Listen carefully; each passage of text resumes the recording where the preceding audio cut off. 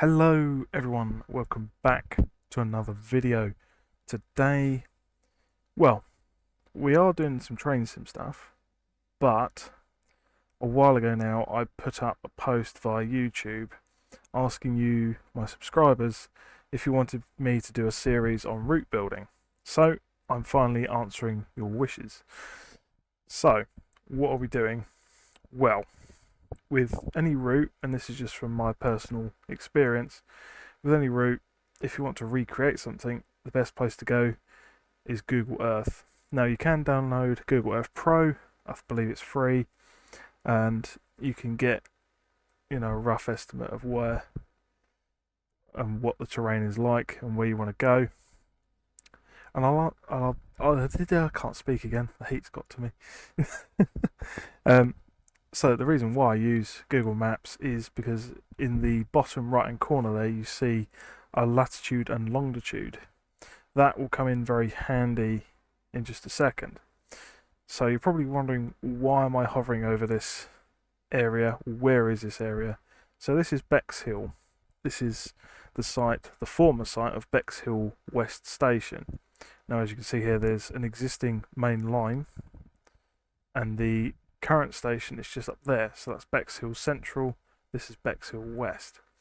It was a small little branch line which ran from Bexhill West to Crowhurst, which would have joined onto the 1066 line. So my idea was to try and recreate this railway line and show you the tips and tricks of route building that I use whilst trying to recreate this railway line, which ran virtually through the heart of Bexhill, down this road just here. You can see the old railway bridge. The railway line was repurposed for road use.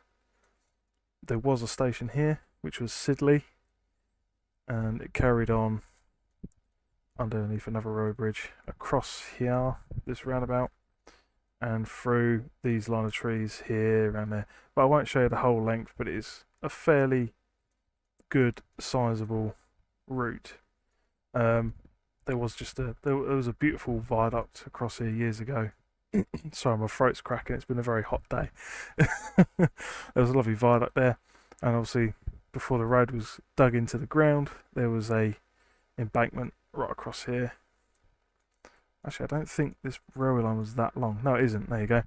There's the 1066 line, and there's Crowhurst, sorry, which had a bay platform just here for the Bexhill West line. So, enough waffling. Let's go to something I made earlier. Excuse the background; it's very messy. So here we are. So I'm not going to teach you guys to suck eggs. I'm assuming you all know how to make new routes in Train Sim. It's fairly straightforward, fairly easy.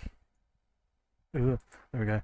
So what we have here is a blank canvas. Everything's very flat, and there's no terrain or anything.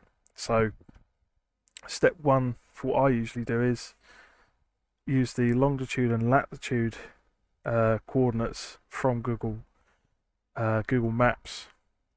Put it into the route thing when you make a new route, and then set what sort of assets you want to use. So for this tutorial, I'm just using the Birmingham Cross City lines pack because I kind of like the ground textures, and you get quite a lot of them. So to get the terrain of the area of which you've chosen, you go up to this up here, which is import. Select the tile size. I usually go for 5x5, and then hit import terrain. And there you go. We've seemed to have disappeared under the ground. So all you got to do is zoom out, drag this up because you'll need that, and there you go. You have got the terrain. This is, if I'm looking that way, that is the sea. That way is more of a northerly area towards Crowhurst, I believe. It's very hilly, which I thought would be a nice little area to do this tutorial in. So we've got a terrain, we've got all the hills and whatnot. But if you wanted to recreate this line, it's where it gets a bit more complicated. I will probably do a separate few videos of its own. But to do that, you press Control G. You get these spinny little circles. Is it going to work? I don't think it will. Don't think it will because I haven't used it in a while. So what is supposed to happen is these little spinny circles. It's basically a way of putting Google Maps into train sims so that you can retrace old railway lines and recreate them for Train Simulator. Like I said, I won't go into it now, but I will, if you guys would like. I will make separate videos showing you how to do this. Mine has been playing up for some time, hence why I've not done much in terms of route building. So let's get rid of this. Another way of route building is doing completely fictional, which you guys would have known is the Tilbury line, but there is a funny story to that. It's a little bit long-winded, but I'll try and dumb it down and make it basic. Basically, I wanted to make a railway line, so the original version I based off of my model railway. I tried to think of a name for it, and for some reason the name Tilbury came into my head. And then sometime later I realised that Tilbury existed, even though I never knew it did. I've never been there, never anything like that. So thus the Tilbury line was born. And then that was the first version. There was a few other bits, as probably saw in a comment on my recent video. I loaned it out to someone who helped. They took it, stripped it down, redone it to what they wanted, and then kept hold of it. And before you know it, it wasn't the route I originally had. But luckily, I had backups of it, and I thought, do you know what? I'm not going to abandon this one. I'm going to try again, but make it better. Hence why we have version 2 of the Tilbury Valley Railway, which is the one you see now in all my reviews. But there you go, short backstory for you. So let's go down the fictional route. So you want to make a fictional railway, either a nice longish branch line, main line, whatever floats your boat. With me, it's typically a branch line that's now turned into a heritage line, and I can't seem to get out of that rut. So today it's going to be something completely different. I'm going to make a branch line, but I'm not going to turn it into a heritage railway. It's going to be solely in the steam era, and obviously southern, because I have a lot of southern assets. So what I'm going to do is select what kind of track I like to use. So by doing that, we got to the track icon like so. Go to this little thing that pops this bad boy out. You can hit these little pins which keeps all the tabs and whatnot in place. I personally like it, but for many people they don't. They just like to have them pop out and disappear. So let's go down to my favourite track pack, which is T.S. Rolling Stock. Now, I haven't done reviews on stuff like track work, etc. So this is going to be the first one. So I use, for Tilbury Line Valley 2, I use T.S. Rolling Stock track, which I think is very good. It's very detailed, and it is, I believe, low on frame rate. So, with that ticked, or your personal preference of track ticked, it will then pop it up in the thing here.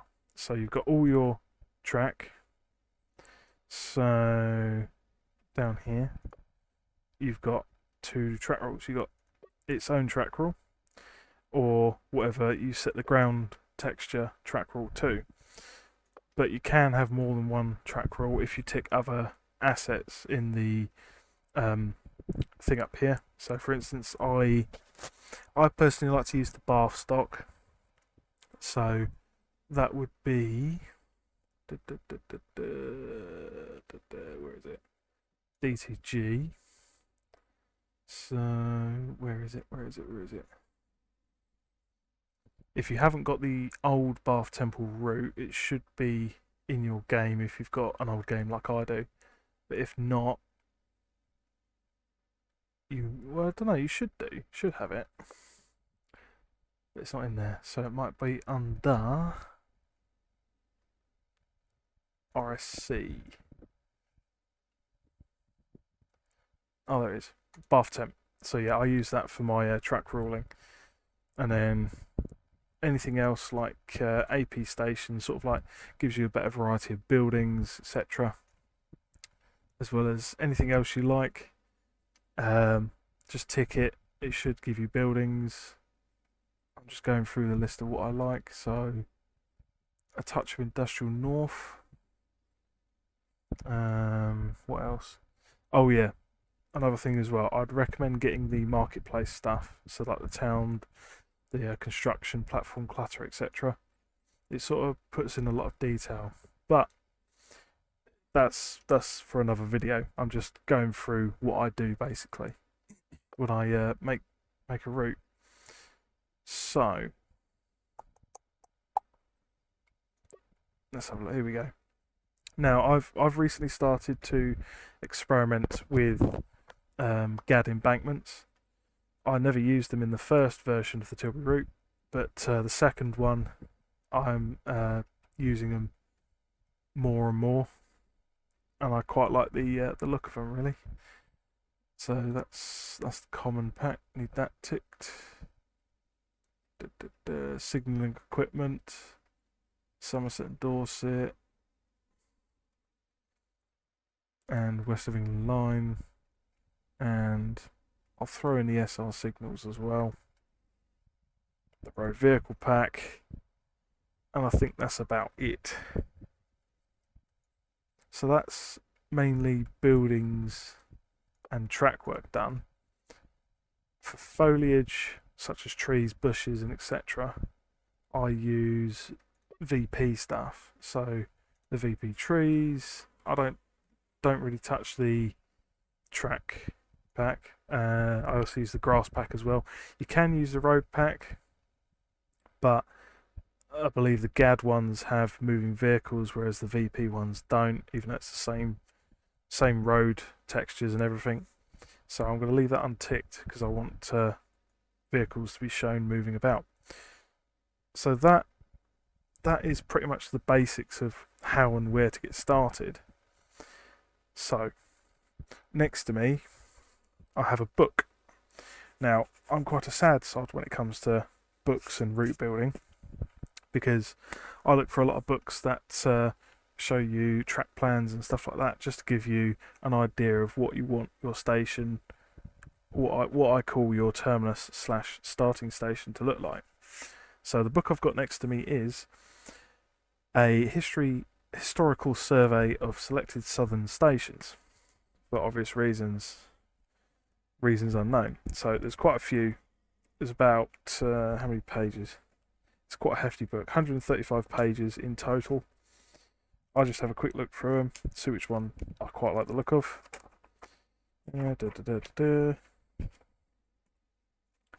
Let's do. There's one I just had a quick look in here earlier. Let's have a look. Let's have a look. Let's do Arundel. That one's quite close to me. So let's do Arundel Station. So I won't do a complete copy of Arundel Station, but I will take bits from the track plan that I like, and make this station something I like the look of.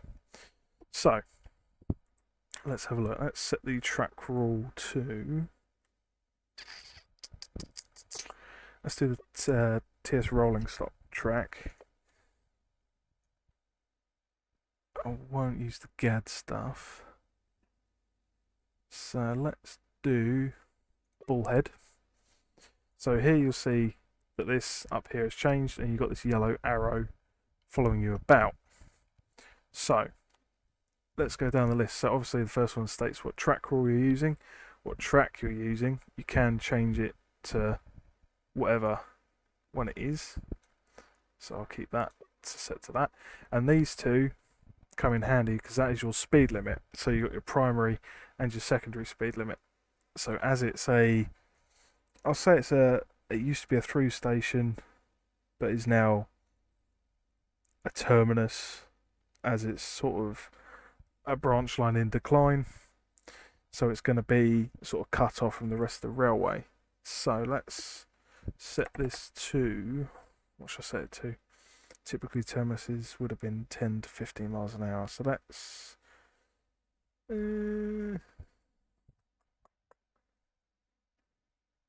yeah, let's no, do you know what? Let's have it as 10 miles an hour.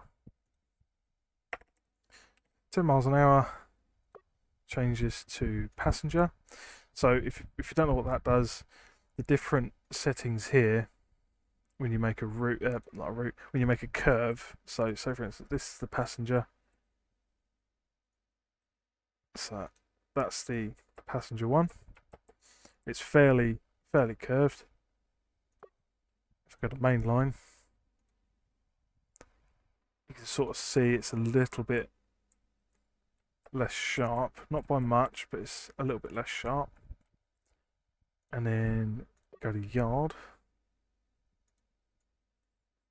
And then, yeah, that's self-explanatory. You can have tighter radiuses of curves. My voice keeps breaking today. It's so annoying. It's because I'm so thirsty. And then freight.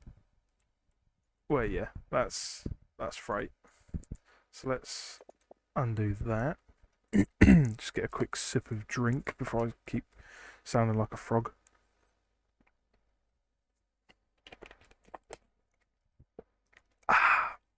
Lovely water. So, as I said, we're going to try and do a little bit of Arundel Station plus a bit of our own design. So let's have a look at the terrain. So down there we're going to say, well, that down there typically is the sea, but like I said, this might be an old through station. So if I aim that way, go towards a north-easterly direction, angle that bad boy that way.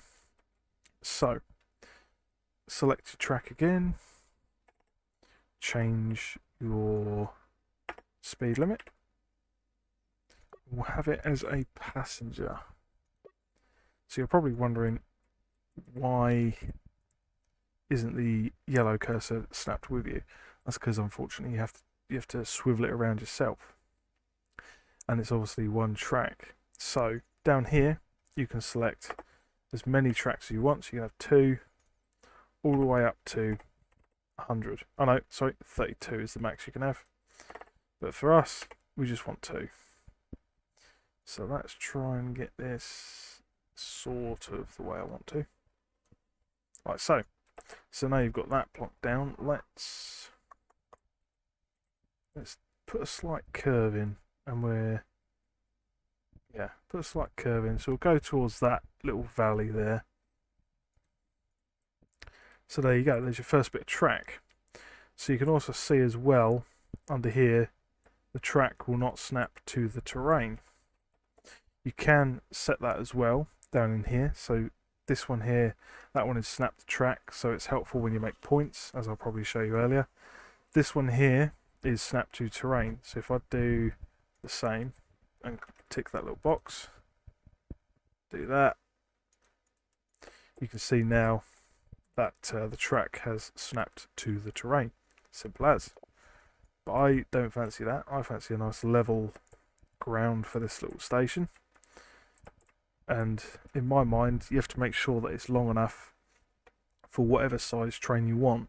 What I mean is, if you're running locomotive hauled trains, you have to take into account the length of the locomotive, a tender if it's a steam locomotive, and how many coaches you want behind it.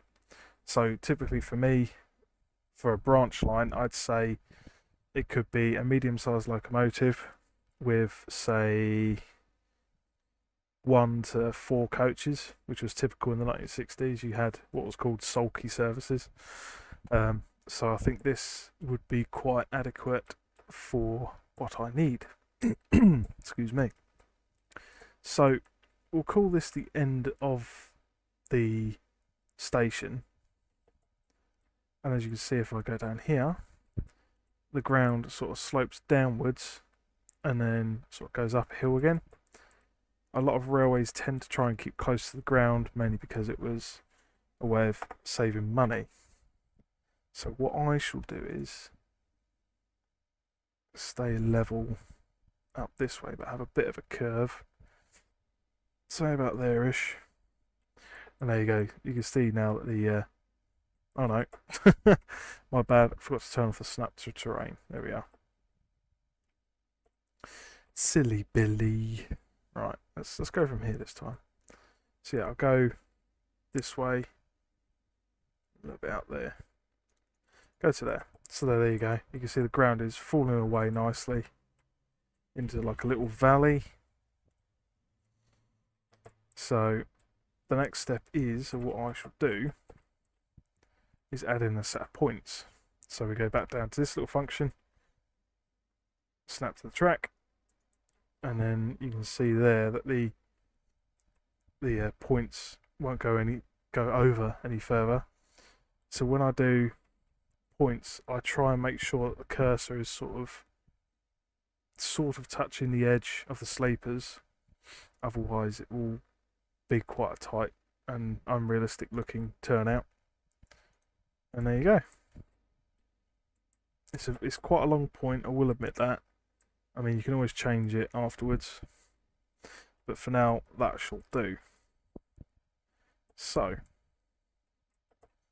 we've got this piece of track. Get rid of that. So, let's have a look. Let's start sloping downhill a sec. So, for gradients in game, you come over to this little box here, which is the gradient box. Clear that out. So when you, for instance, want to go uphill, say in ratio terms, it's a 1 in 60. You put 60 in there, and it will go up 1 in 60, like so.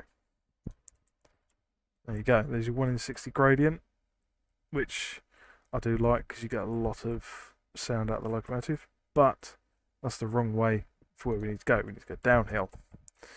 So in this one, let's go back to the box, clear that out. To go downhill, you put a minus, he says. Minus. Minus in front of it, and we'll say minus 1 in 90. So there you go. It's not a steep gradient, but it's not too shallow either. And you see there the terrain is actually starting to go uphill quite a bit. So if I go there with it, where's the track? That's there. There we go. Lost it for a second. So there you go. You can see it downhill there, and then we'll go up 1 in 90 as well. Actually, that looks a bit high, so I might go a bit. Yeah, go a bit shallower on that one. Let's do 1 in 100. And let's say let's go this way. Yeah. So there you go, you got your 1 in 100 there, you got a nice little dip in the centre. But you're probably thinking, well, if the train goes over that, it's going to jolt it. Well, this is where this nice little tool comes in. So you've got up here a yellow dotted box. That is your select tool. So click anywhere, say, on that track, and drag the little cursor to about there-ish. You get a nice burgundy sort of line going over your dip. Now, here's the interesting bit. Go to here, where it says smooth gradient, click it, and you have a smooth gradient. So instead of a sharp dip like there, it goes from level to minus 90, and here where it goes from minus 90 straight up to 1 in 100, you now have a nice gradual incline. My voice is breaking so much today. Ah. So, yes, that is how you do gradients in the game. And I'll just do the same quickly on this bit here, because obviously we don't want it to be like a Hornby train set. There you go. So yeah, you've got your nice station there, comes out of a 10 miles an hour, which I've just realised I didn't change. So the whole thing is 10 miles an hour, but hey ho, this is just for a tutorial. So you're probably wondering, well, don't you just bring up the ground textures? No. I will admit, when I was building the original Tilbury line, I used to do that a lot because I didn't know how the embankments, the GAD embankments worked. So you'd get that, which looks horrible. It's very blocky. It just doesn't look right. So get rid of that horrible stuff. So I'm going to quickly show you how to do a GAD embankment. But first, I've just had a bit of something interesting. Just looking at this, I'm just sort of thinking about putting a bridge or a little culvert in this just to emphasize the use of these GAD embankments. So here, go to the home icon, the bridge and viaducts and tunnels icon. Bear with me.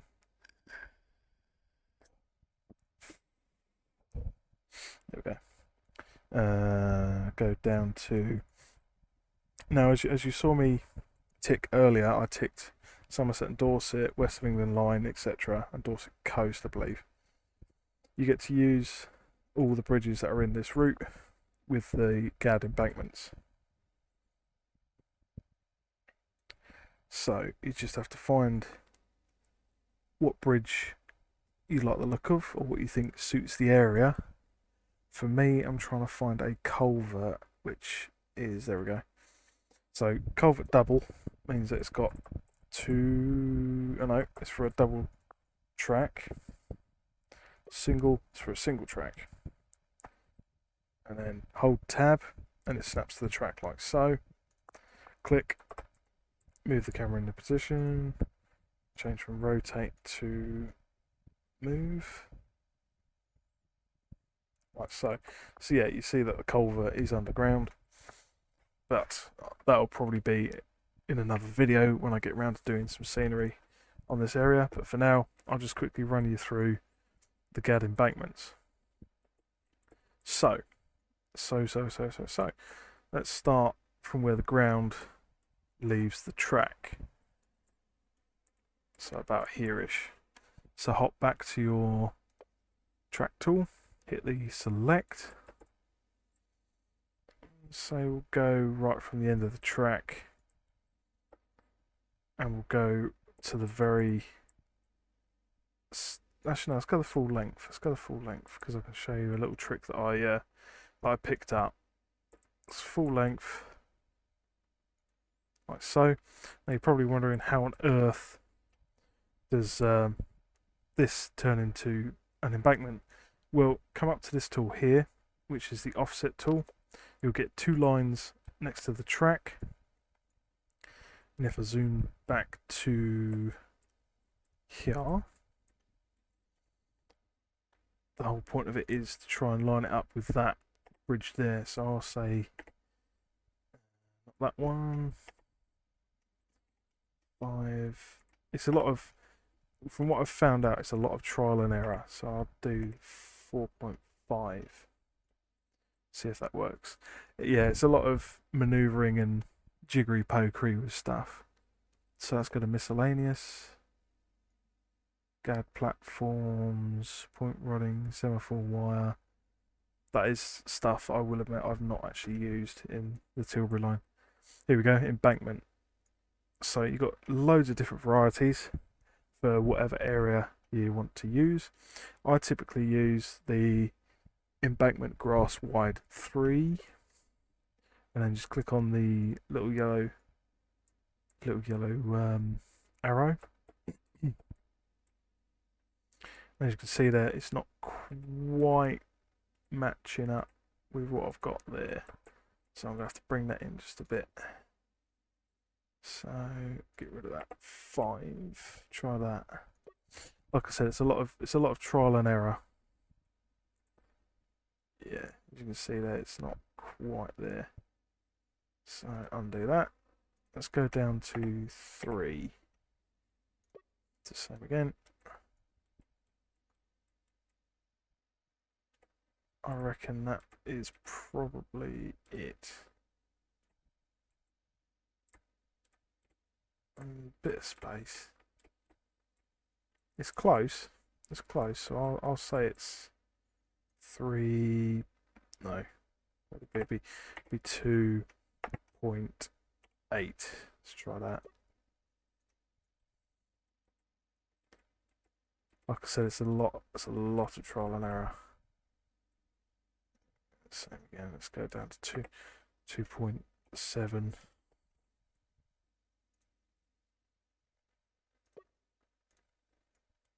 That looks about right.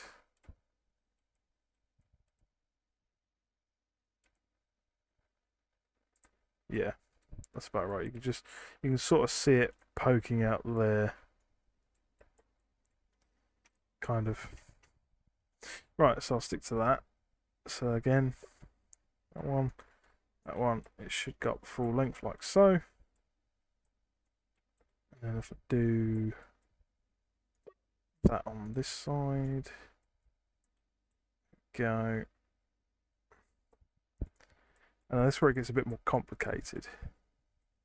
Because there's a double track there, you then have to do the same process, but only go up to where your embankment meets there, which I shall do.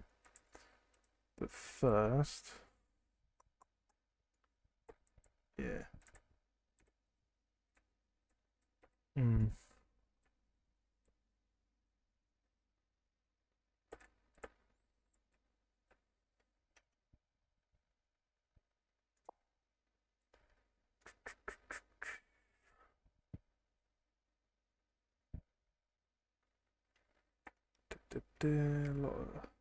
Like there. Yeah, so I've buggered it up. So that's no problem. Just hit Control, select your embankment as far as you can see, hit the house icon so it snaps to the asset, drag it out a bit till it looks fairly normal like so. There you go. And then obviously rinse repeat for the other ones. So once again, I'll tell you what I'll do, hang on. Same again.